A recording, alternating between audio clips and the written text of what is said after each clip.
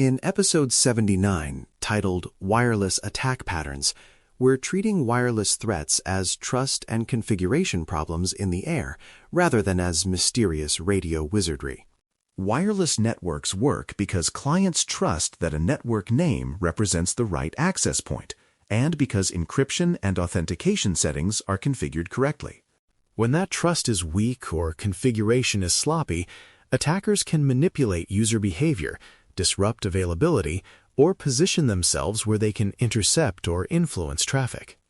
Wireless attack patterns often succeed not because the attacker is technically brilliant, but because the environment makes it easy for devices and people to connect to the wrong thing at the wrong time. This topic matters for the exam because it tests your ability to recognize the pattern and choose safe, authorized responses rather than attempting risky interference. The goal is to understand the main patterns, the clues that suggest them, and the mitigation posture that reduces both likelihood and user confusion. When you see wireless as identity and trust on the air, the patterns become much easier to reason about. The evil twin concept can be described simply as an attacker mimicking a trusted network name so that devices connect to the attacker-controlled network. The attacker sets up an access point that advertises the same network name as a legitimate wireless network, hoping that users or devices will choose it because it looks familiar. This works best when clients are configured to auto-join known networks and when they do not validate the network's identity strongly beyond the name. In many real environments, users only recognize a network by its name and maybe a general sense of location, which makes name-based mimicry powerful. Once clients connect, the attacker can present a captive portal, observe traffic patterns, or otherwise influence what the user experiences.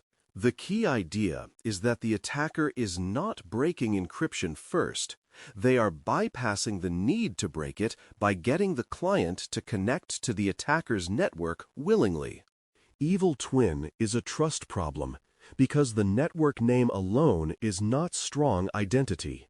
Deauthentication can be explained conceptually as an attacker forcing clients to disconnect and reconnect, increasing the chance they join an attacker-controlled access point or renegotiate a weaker connection. When a client is repeatedly kicked off, it will often attempt to reconnect automatically, and in a crowded environment, it may select the strongest or most responsive network that matches what it expects.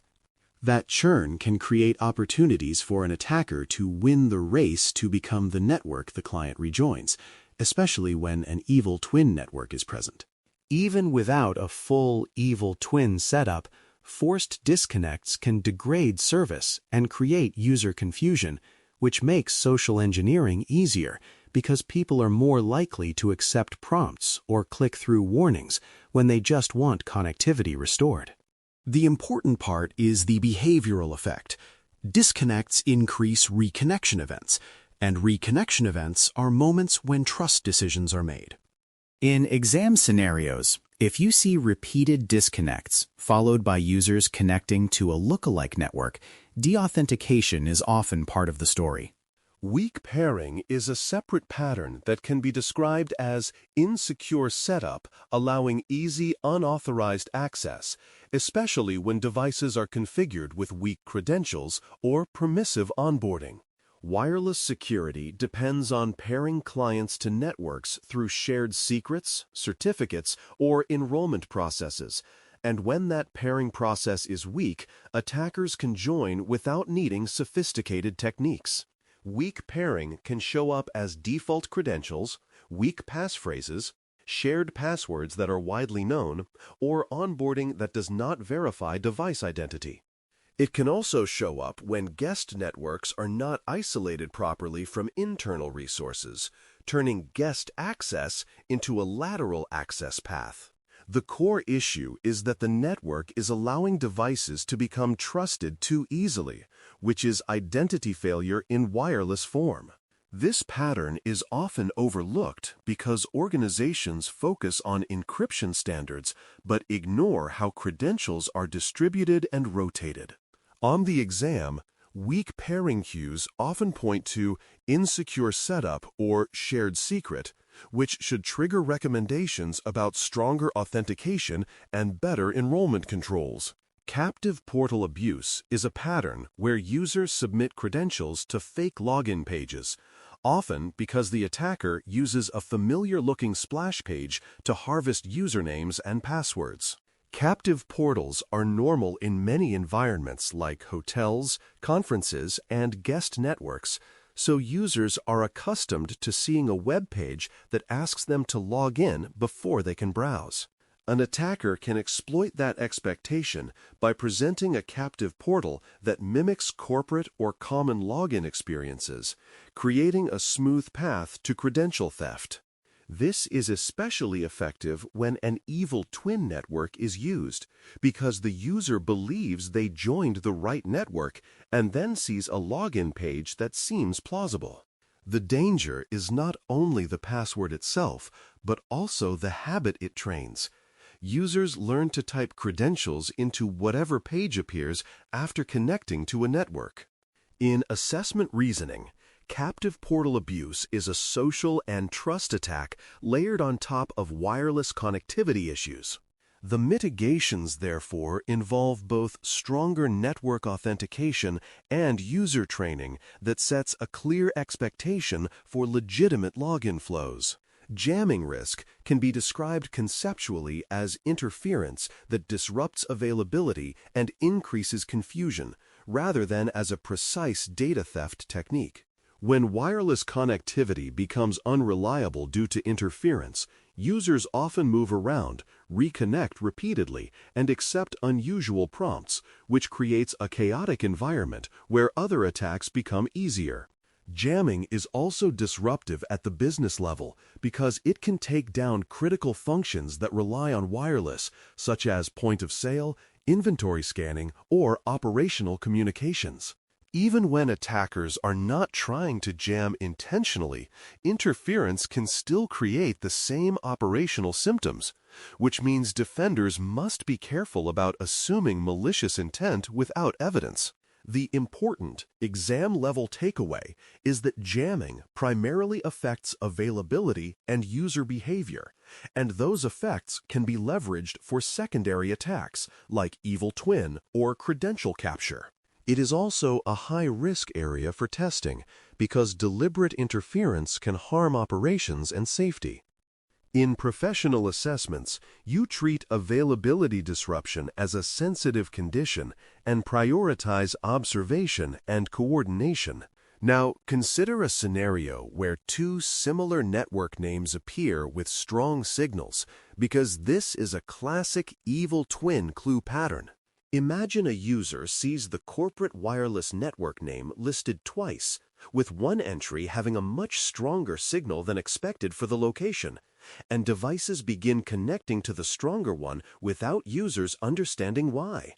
The clue is not just the duplicate name, but the unexpected signal and the behavioral change, which suggests a mimic network is competing with the legitimate one. In many environments, clients prefer stronger signals or faster responses, so the stronger network can win connections even if it is not the legitimate access point.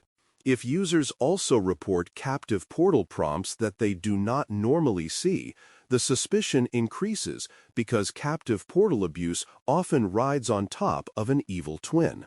The professional response is to treat it as a trust problem. The network identity is not being validated strongly enough by clients or by policy.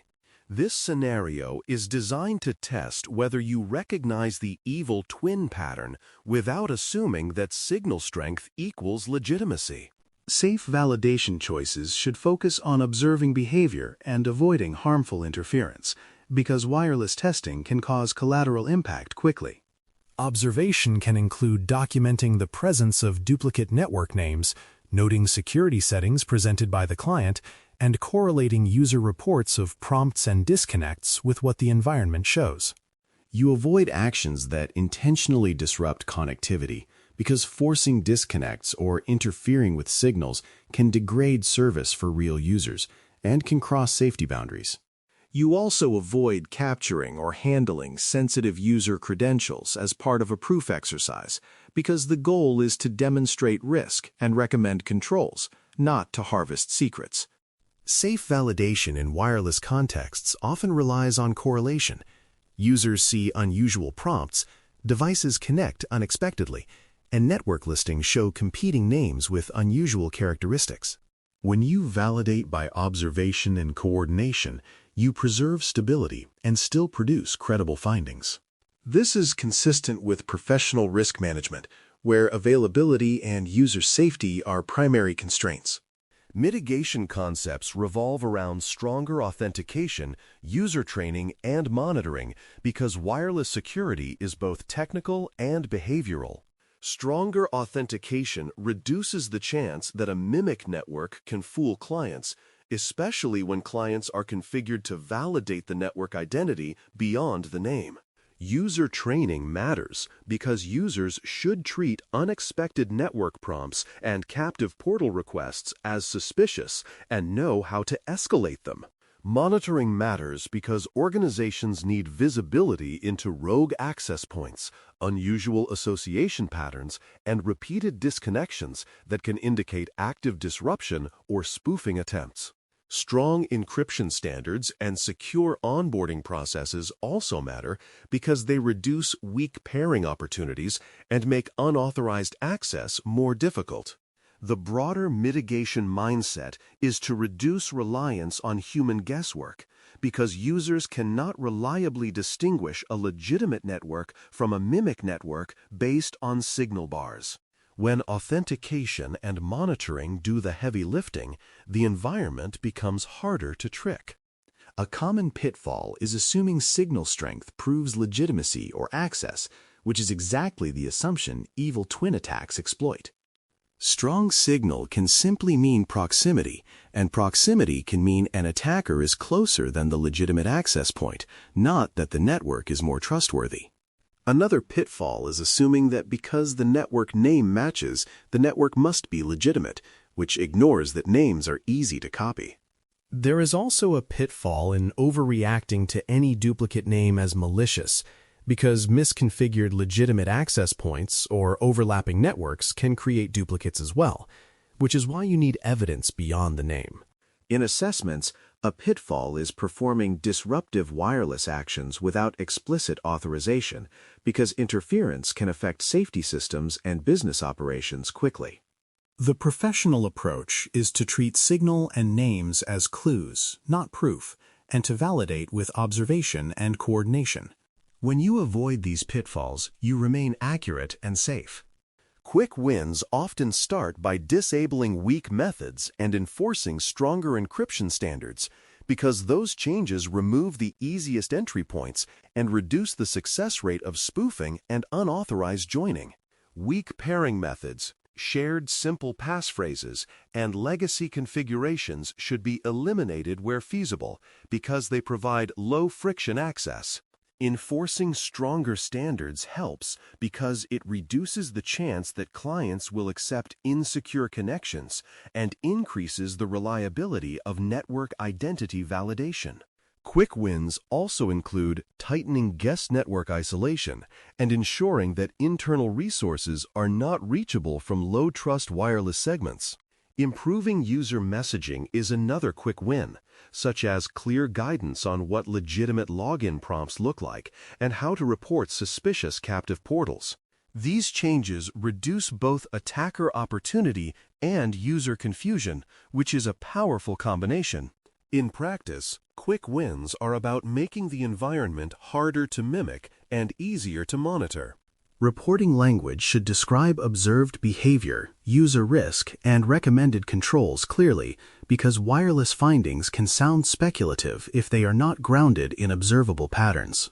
You describe what was observed, such as duplicate network names, unexpected captive portal prompts, repeated disconnects, or unusual association behavior. You explain user risk in practical terms, such as the possibility of connecting to an attacker-controlled network and being exposed to credential capture or traffic manipulation.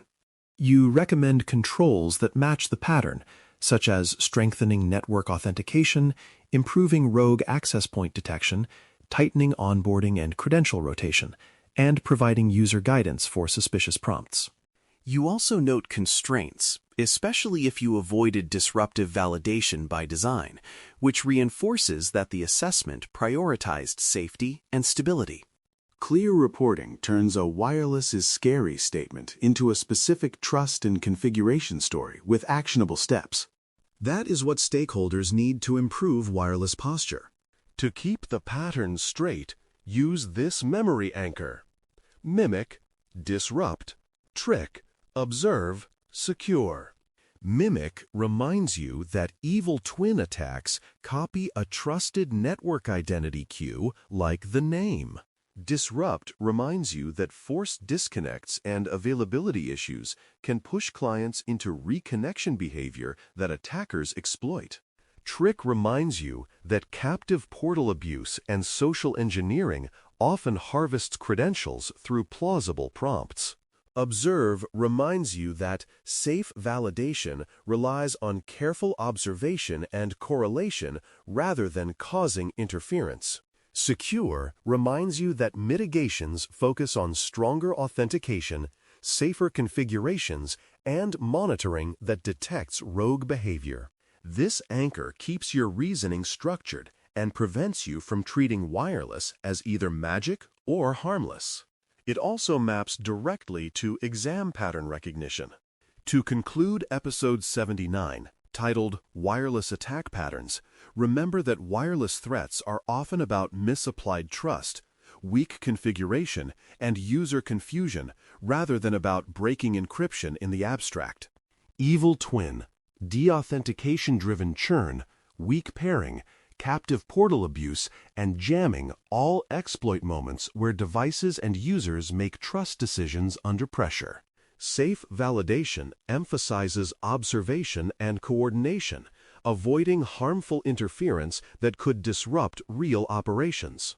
Now classify one scenario as evil twin or not. If two networks share the same trusted name and the stronger one produces unexpected login prompts or behavior changes, that scenario is consistent with an evil twin pattern and should be treated as suspicious until proven otherwise. If the duplicate name appears, but security settings and behavior match known legitimate access points, and there are no unusual prompts or disconnect patterns, it may be misconfiguration rather than an evil twin. That classification habit keeps you accurate and safe under exam and real-world conditions. Thanks for listening. For more audio courses, daily newsletters, and more, please visit DailyCyber.News.